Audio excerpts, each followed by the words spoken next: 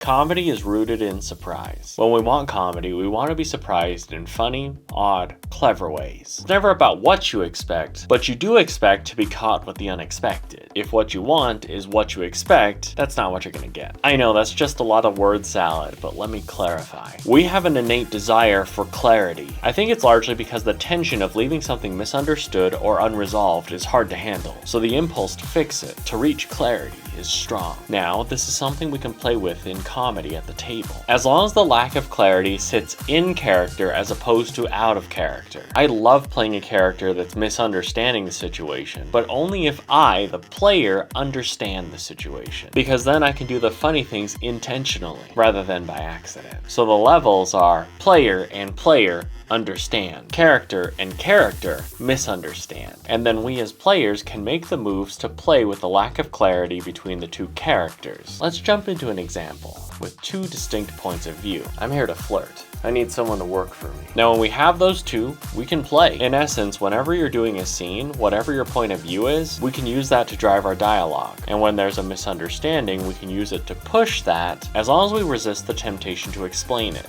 and allow both sides, assuming that they're both on board with the game, to keep alluding to both points of view while intending one. Ooh, hi there. Hi. I'm looking for someone. So we're starting off strong. The hi there from the flirty character is already setting the tone of their point of view. Even if we didn't express their point of view already, that tone is generally enough to solidify it. The I'm looking for someone is less clear. But if we're in a scene at a table, that could easily be explained with a help wanted sign on the outside of the restaurant. But you know what other kind of help would be wanted? If you could help me by leaving a like, subscribing, or commenting. It really helps me out. Me too, chef. I love a man who can cook. That'd be perfect.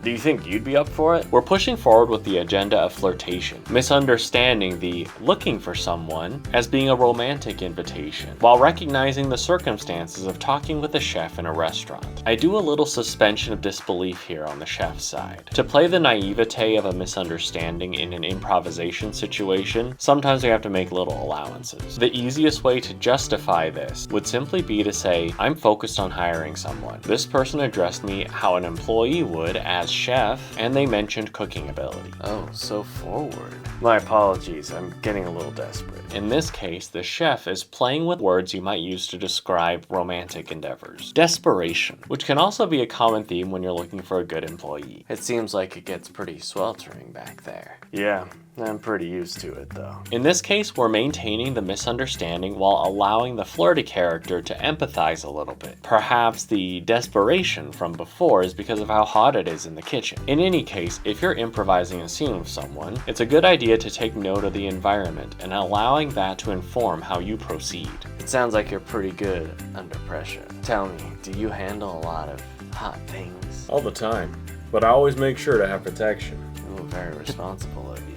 I gotta be. Wouldn't want any mishaps. Now we get into Innuendo-Land. It's important to note that usually we can't start here because it's too fast. We've warmed up to this point with the back and forth. Now the double entendre of hot things to represent hot romantic partners and literally hot elements in the kitchen is a fun flirtation that allows us to build the tension while maintaining the misunderstanding, while the chef is able to rally back in the affirmative while adding another innuendo of protection. It's important to note that I'm intentionally showing enough of it here to show how innocent the chef is, making that perfectly clear so that I'm not being too risque too fast about the other meaning.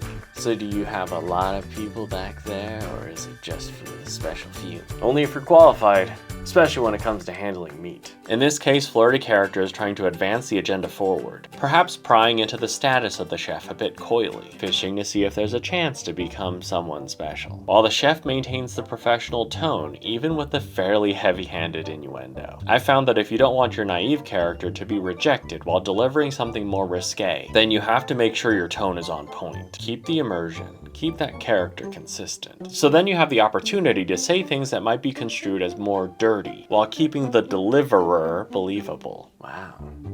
I think I could show you a thing or two. Great, here, take this. You can handle it when you get home. Things are about to get crazy here, so hopefully I'll see you soon. You can count on it. A job application? I wanted to wrap it up so that the misunderstanding could be ended in a satisfying manner, without it getting awkward. So in this case, both characters, one looking for a romantic partner and the other looking for an employee, basically got what they wanted, or at least in their heads they did. And the payoff being simply that the clarity that neither character had was finally delivered. Now, if the players behind the characters did not understand what was going on, we couldn't have played the game like that. Also, if the players wanted the clarity for the characters, we couldn't have played with that misunderstanding for so long. It might have been a 5-second scene where the flirty character is shooed from the kitchen for not being a prospective employee. But because we were willing to suspend that urge for clarity, we could play the wonderful dynamic of misunderstanding and hopefully get a few laughs. So I hope that helps. Please leave a like, subscribe, comment. It really helps me out. And until next time, stay safe and take care.